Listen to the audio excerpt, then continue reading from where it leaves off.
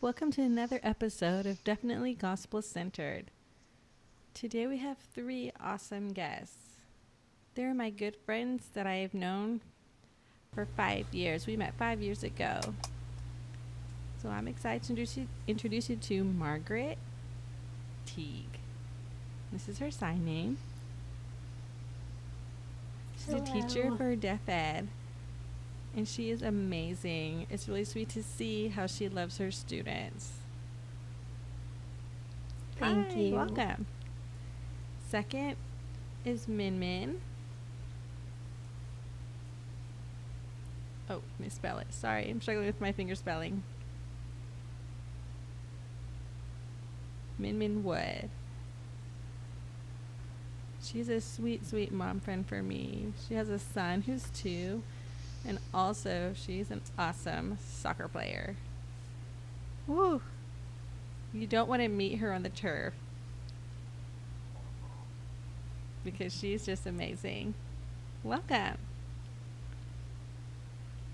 And third, we have my friend Michelle. This is her sign name, and she's going to school to become a social worker. It's been really interesting to follow her journey on that too. Welcome. Thank you for having me here. Yes.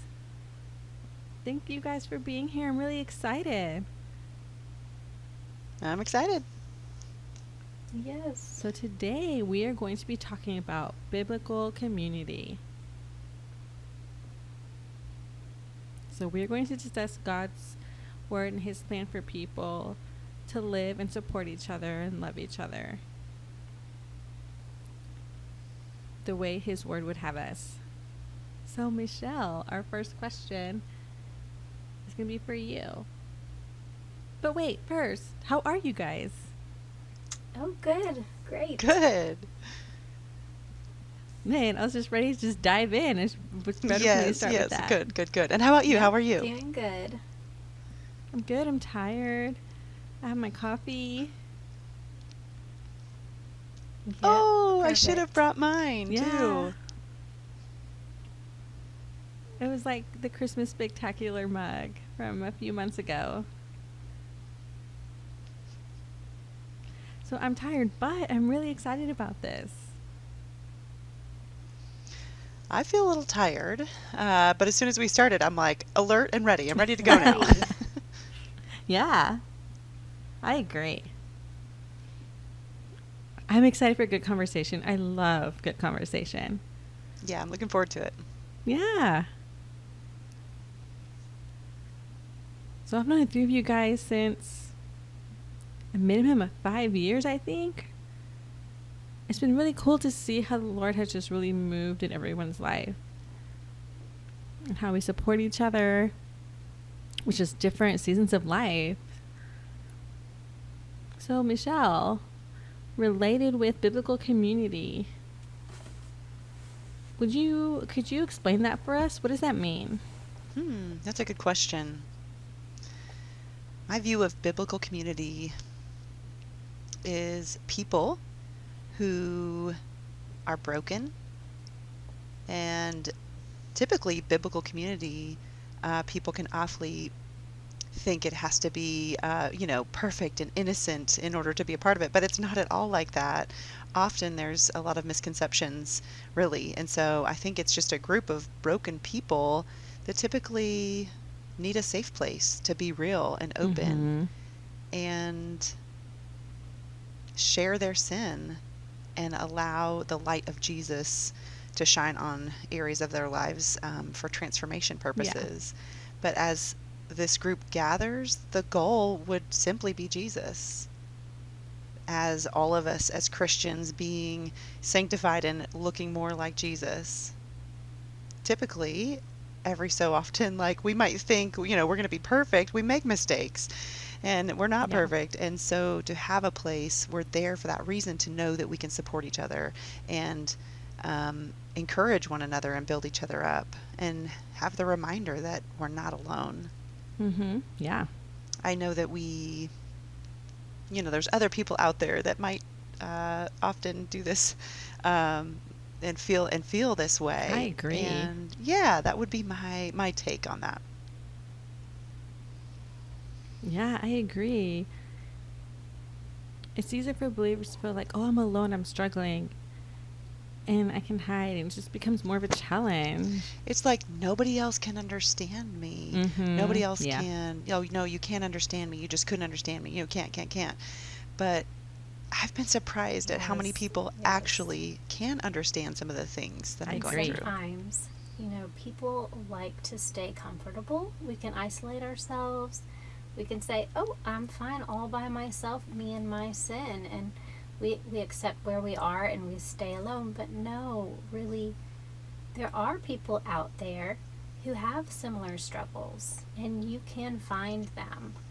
Don't stay comfortable in your routine and your patterns. Get out there. Biblical community, people with the same beliefs who also struggle and sin. That's Yeah, what you I need. also I want to agree. add the value of the gospel in that too. It's not just that, our own understanding, but it's his understanding and his approach to things. So looking for that kind of support to be able to remind each other of Jesus and remind each other of how he is a part of our lives. Yes. Hmm. I agree also. Sorry, my finger spelling's awful Burden. today. Yeah, burdens. There we go. Burden. Thank you. And just share our burdens. And support each other, that's it's easy. And just to pray for each other too. One of my favorite Bible verses is about community. So I'm Yeah, going what to share is that it? with What's you the verse? guys. It's from Exodus chapter 17, 10 through 13. So in this, they're discussing, so there's a war. You have the Israelites, and then you also have the Amalekites. So these two groups of people were at war with each other. So then you have Moses. And he's at the top of the hill, and God told Moses to take his staff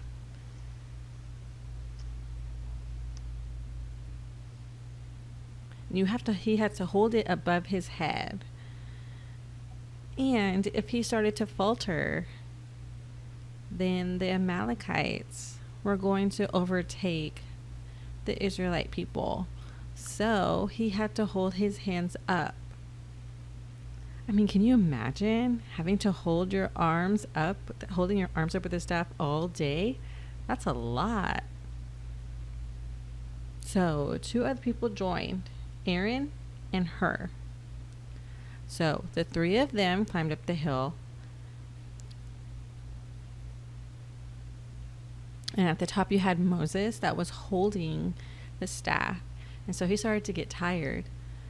And so what happened was Aaron and Hur, they provided some rocks for him to sit on to provide some support. And the Israelite army continued to win the war. But again, Moses started to become tired. His arms were getting tired. So what Aaron and Hur did was they came alongside him on both sides and held up his arms so that way the staff would continue to be held. So God called Moses to hold up his staff to help the Israelite army defeat the Amalekites, but he also provided 2 people. It was impossible for him to do it alone. So he had these 2 other men join Moses. And I just think this is just an amazing picture of when God calls people to do something. It's not often that they are just called to do it alone. They're called to do it with other people. Right, exactly, yes. It's impossible to do it alone. I just really love that story. because it's a good reminder for myself. Because sometimes I don't want to go to my believer friends and just confess or share my struggles or my sin or whatever. But I know I need support. And so that's important. So, God did not call us to stay comfortable. that is true. He really calls us to be uncomfortable. And so that's what we need to do. We need to get out of our comfort zone for God's glory. And if we become too comfortable, then we're easily tempted, more easily led into sin too, which there's no growth there or anything. That is true. Margaret, I'm curious. Was there a time in your life when you struggled, but then you really experienced God's people just coming alongside you and supporting you? Yeah, that's a great question. So, back when I started working at my first job, just out of college, I was so excited and eager to be a teacher, but it was very overwhelming, stressful. I had more and more anxiety that I was wrestling with, and I realized I forgot to take care of myself. So, the more anxious I got, I became depressed, and my community of friends, they supported me. They were Christians, and I felt like, wow, I can depend on friends more. God really gave me this group of friends, and they were able to see, Margaret, you're not doing well. You're not okay. You need some help. And I'm so grateful for that, because I didn't want help at that time. I was feeling stubborn. I didn't want to go to counseling. I didn't want that, because counseling is something that people don't really talk about. So I felt like, I'm fine. I'm okay. I don't need it. It's just depression and anxiety. I can handle it on my own. But I couldn't.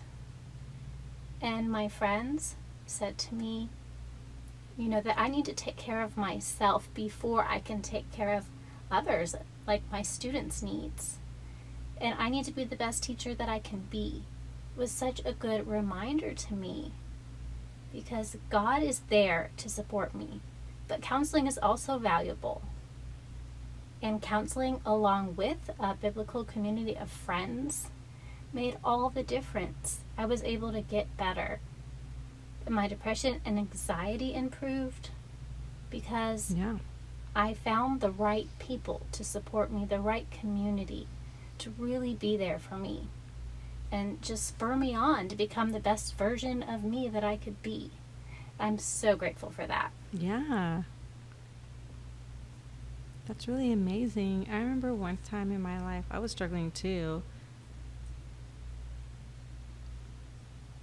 And up until that point, I had never really confessed and really opened up to other people with my struggles.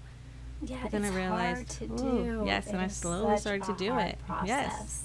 I did not want to open up and share my heart and confess and admit that I have a problem with depression. I really didn't want to do that. I wanted to look good. I'm a Christian. Got to play the part. I don't have a problem. I'm perfect. But no, that's wrong. Yeah, I agree. It's hard to admit. Oh, it's yes, so it hard. is. Yes.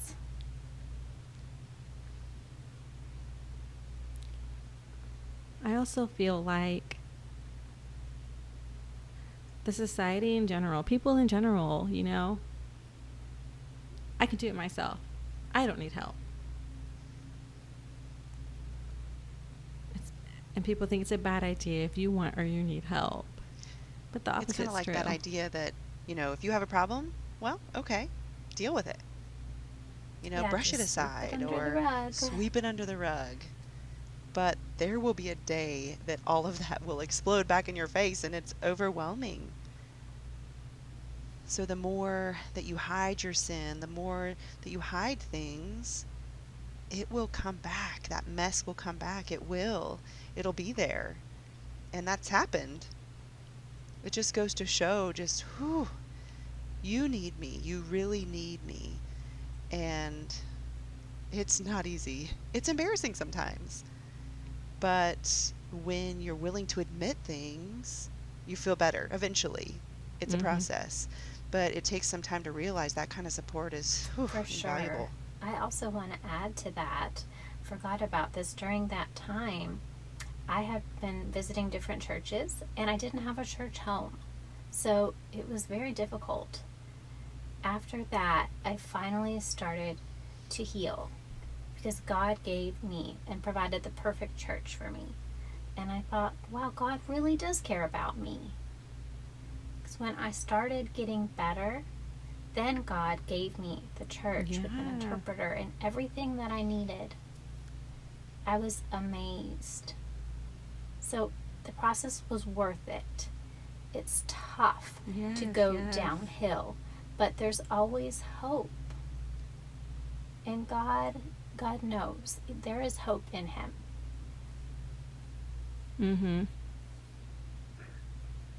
Yeah, and the reason some people may hide or don't want to be vulnerable is pride. Yep. That is true. They don't want other people to see that there's something wrong with them. They want them to think that they're perfect. I agree. There's just so much, many different reasons. Why we won't do it. The list is endless. Depending on the audience you have, they don't know, and you just don't realize that. Yeah. Yes, I agree. Also, well, it depends on the person, but some people are concerned about what other people think. If they're vulnerable or transparent, what they'll think of them. So, Min, now I'm curious to know too.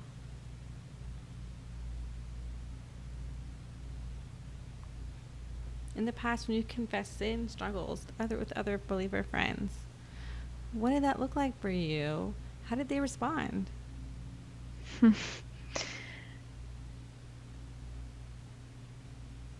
If you had asked me that question a while ago in the past, I wouldn't have been honest and told you an honest answer. But now, honestly, I remember that when I first started to be a part of a Christian community, it wasn't easy for me to open up. I wasn't ready. Plus, I was also ashamed. I was scared what other people would think about me. So I would try to cover it up, and I did that for a long time. I did that until I had two of my best friends enter my life, and one of them noticed and started asking me about my struggles. And I would put on a mask, and I'd say, no, there's nothing wrong. And then finally I started to open up, and I told her about my struggles.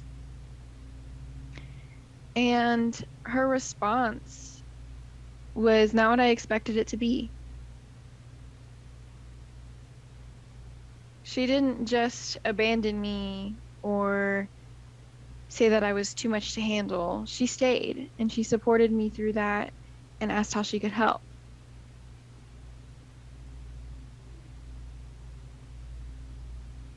She was willing to share that burden with me, and I didn't have to do it alone. And both of those friends encouraged me, shared the gospel with me, shared verses with me, and really helped me process and understand what things meant and what community means. And they showed God's love to me through being patient and sticking with me through it all and loving me. And that was God through them, showing Himself through them.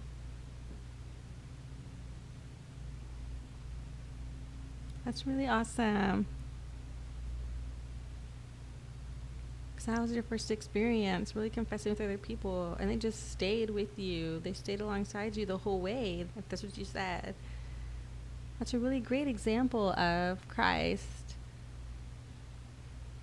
and how He just stays with us. And he uses other people to show us that. And that is really amazing.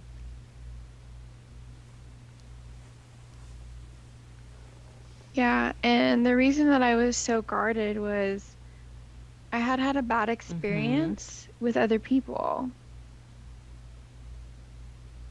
I would think that I could trust them and they were reliable, and then they would just kind of disappear from my life. And I realized that I needed Christian friends and I needed biblical community. Yeah. Yeah. That's true. So, Michelle, your turn. I feel like so many things, really, of what was shared. I mean, oh, so true. I feel like I could take part of what Min Min and Margaret said. I mean, I'm still Well, thinking.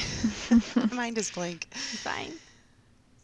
I would say, honestly, I feel like similar to what they both said. I remember a time in my life when I got married and was also in college, and I just felt like completely overwhelmed. I mean, I couldn't manage it all, Yeah. everything that was going on. So I remember this type of community of support that I had. They actually asked me, hey, what can we do to help you? And I'm like, pray? And they're like, yeah, for sure. But what else do you need? How can we help you? So they really did help me a lot. You know, they said, okay, do you need counseling? Do you need biblical counseling? Okay, here you go. Here's some information. Do you need anything else? Okay, can we help you organize? Can we help you plan things? Can we help you work things out better? You know, they were willing to sit down with me and help me, support me through this time. And I just remember I was like, nobody else could do this, really. That kind of support, that was that kind of engagement and encouragement. They didn't want to see me struggle. They didn't want that. They wanted to encourage me. And I just felt so encouraged. I felt so touched and so reminded just, whew, the power of the Holy Spirit really, ooh, yeah. I know sometimes if I'm struggling with something, sometimes it's easier for me to just divert from God. Do you experience that Yes. too? Oh, yes. And completely become self-absorbed. All about me, me, me, me, me, me, me, me. You know, it comes to my husband. I'm all about me, me, me, me, him, me, what, you know, and really, I have to focus on the Lord. He has to focus on the Lord. We can focus on Him together, and it's so easy to become self-absorbed and then start to think, I'm not valuable. I'm, you know, going through my checklist of everything that I should be doing, or my checklist of all the things the Bible says I should be doing in this checklist that, Yeah. the balance is really tough. And really, when it comes to focusing on Him, instead I can be so encouraged by that, and it makes me feel, ooh, yeah, there we go. And Yeah. life can become more in balance that way. Yeah, and that brings to mind for me when I became a new Christian, I had my friends that supported me, but I struggled with one specific thing, and I always imagined that they would probably understand what I was going through, but I remember and the reasoning why it was happening. And I remember one of them saying, "You'll may never understand what's going on or why, but God knows." And that really caused me to think and finally accept that sometimes, I mean, I may never really understand why things have happened, but God knows, and He knows Yeah. everything. Oh, Yeah, yes, go I ahead. wanted to add about community. Looking back, I remember that I didn't want to let go of my other friend group, but they were a toxic group of people who were not good for me. But I struggled to let go of them because I was comfortable with them in my sin. So this group wasn't good for me. So why am I continuing to be friends with them? I need friends who would encourage me, not encourage my sin. And God provided that for me, a new group of people. And that's when I met Michelle and Min Min at the Passion Conference. so God introduced me to this new group of deaf believers, and I was like, what? Oh my. This group of people actually encourages me to grow closer to God. I've never had that before, ever. It was my first experience of that, and I was amazed. And I'm still friends with them today, all this time. Also, I remember looking back, it was like that kind of support was like, oh, I'm not used to that kind of support, you know? And I felt like, you know, if they do something for me, then I have to do something in return. But that's not at all the case. That's not how it goes. And it was unsettling at first. Are you sure I don't have to do something? I mean, I don't mind. And it was truly coming from the heart, and it felt so good, you know, that anything that was needed was coming from the heart, and that God really Yeah. I was touched by that. It was a shock for me, you know, and it took a while to really find that kind of community. It took a while. It took several years, honestly, since I was saved, and then that journey, it just over time Yes. took Yes. a lot of patience, a lot of trust, a lot of Yes. prayer. A lot of forgiveness too. Yes, yes, definitely, yes. Yeah.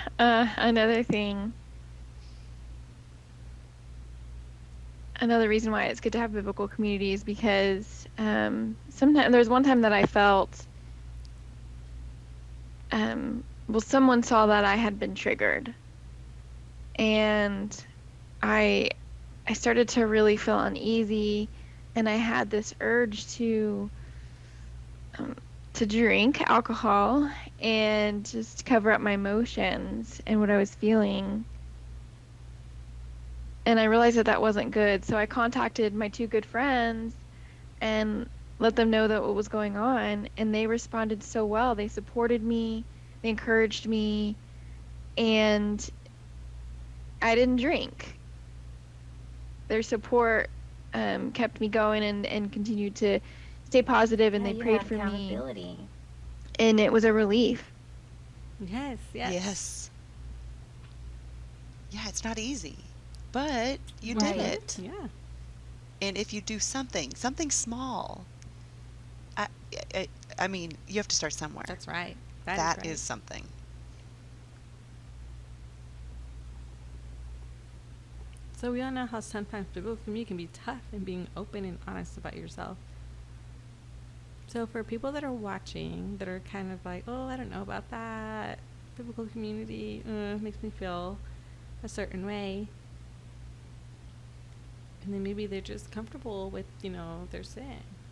So for the three of you, what encouragement do you have for people that are watching to encourage them to dive into biblical community? So, if you're a new Christian, I just want to say you don't have to immediately dive right in and expect all these things to happen. It's okay to process and go slowly. We're not perfect. And like I said, when I became a Christian, I noticed that some of my friends were being so vulnerable, and I wasn't ready for that. And that's fine. It took me a long time to open up. It took me time to learn God's word and everything. I don't know everything. So it took me time to learn. No, yeah. Yeah, that's true. Relationships are not quick. They don't happen overnight. It takes time to set up. And trust too. It's a process. And it took me time to find the right community also. Yeah.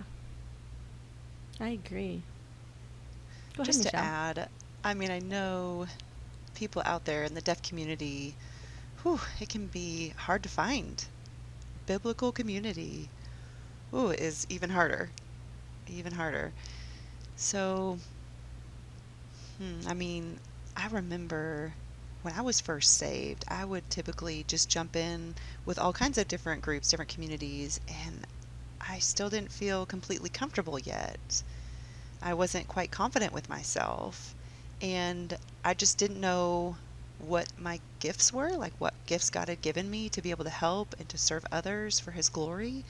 I just didn't know. And so I feel really unsettled at the beginning and couldn't, it was frustrating. I was missing something. And there was so much faith and prayer and patience. I mean, it took several years, honestly, several years to really find that deaf community, that group that I felt, oh, okay, I can open up easily, I can share, and was more comfortable praying with them. So I'm not saying that hearing community isn't valuable. No, not at all. It's different. It's that maybe they don't understand some of my experiences. They don't have the same experiences, and that can be challenging sometimes. The deaf community is just much more like, oh, yeah, yeah, yeah, me too. Yeah, we've all had that same experience, the similar experiences. So there's a lot that comes up in life that deaf Christians experience that is different. So after a few years, finding that group was definitely Yes. worth it. And I'm looking forward to more. And I pray that community will grow and grow in several areas for his glory. Yeah. So that's one thing I wanted to put out Yeah. there. I feel the same as you, Michelle. Just trying out different groups. I grew up in a hearing church and I was the only deaf person. So it was tough to fit in. I always felt like I was missing something and I didn't know what it was, but I realized it was deaf people. I needed to find a group that I belonged to, that I felt like I was the same, and I couldn't find that. Other people don't understand what being deaf is like. So, wow. During college, God really, helped me to meet more deaf Christians, deaf believers. But it was difficult because not all of us live close in the same community, in the same area. We're pretty spread out all over Texas. That's a big place. And it's hard to maintain relationships. But we made a way. We found a way to keep in touch. And fortunately, now through Zoom and online, keeping in touch, it's just amazing the possibilities Yeah, that helps a lot. that you can have to keep community. We don't really have an excuse. If you say, well, I can't join in and find community, you don't really have that excuse anymore because there's Zoom and there's all these virtual options. You can find community anywhere through Facebook, just so many ways. Michelle, Min, and I and Gabby, we all do not live close, but we are committed to community with one another because we are all deaf and we want and need that fellowship with deaf believers. I'm willing to drive an hour. I'm okay with that because it's worth it to me. Yeah, It it's is so so worth it. important. I agree. I also want to add, so like you said, some people may be hesitant, but when I became a Christian, it was over 8 years ago. And am I a scholar in biblical studies? No, I'm still learning and still learning the Yeah, Bible. we're learning together. And like Margaret had said with the Zoom comment, that brought to mind that I've met a lot of Christians online, deaf Christians online. I've met someone in California, Canada, Florida, Yeah. all over the States. And so we meet once a week on Zoom, and it's really nice to be able to have that fellowship and that support. Mm-hmm. I definitely agree. And I want to add, where can you find biblical community? You're watching it right Right now. here. That is community right now. That is something and a place to start. You could start right now. Hello. Hi there. Welcome. Yeah, welcome. Yeah, there you go. Yeah. So after you watch this, what are you going to do next? Maybe go and look up something on Instagram and see what you can find with other partners or organizations.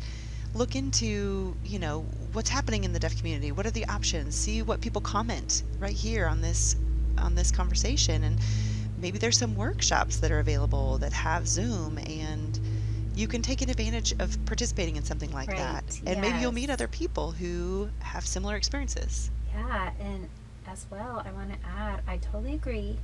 I wanted to add something more. Even hearing conferences like the If Gathering, Oh, those yeah. type of Yeah. things. And I know passion. that it's hearing led, but it's becoming more and more accessible. Interpreters are being provided, and you can find community there as well. Mm-hmm. Yeah. That's Yeah. awesome. So, for example, I was involved in the If Gathering, and I met other deaf people. We studied together, we formed a small group.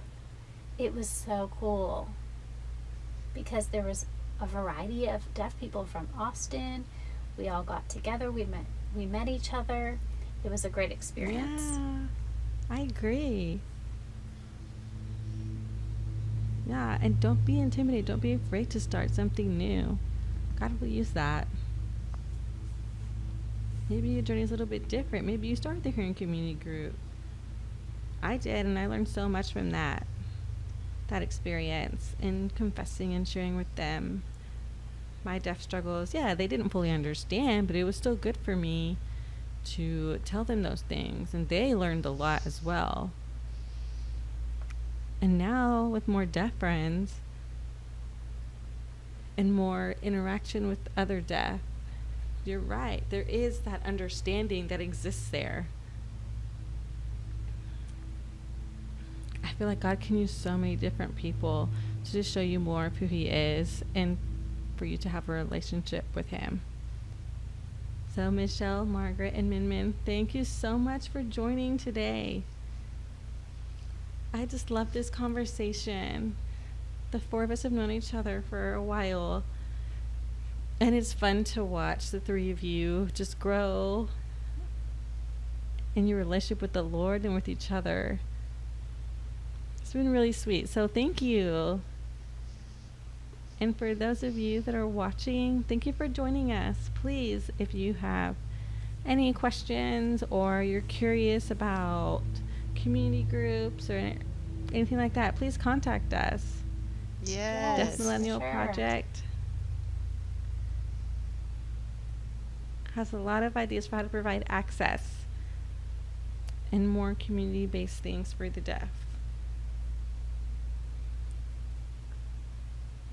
And the four of us have really seen the benefit of living in community like that. So thank you again for watching, and we'll see you soon. Bye.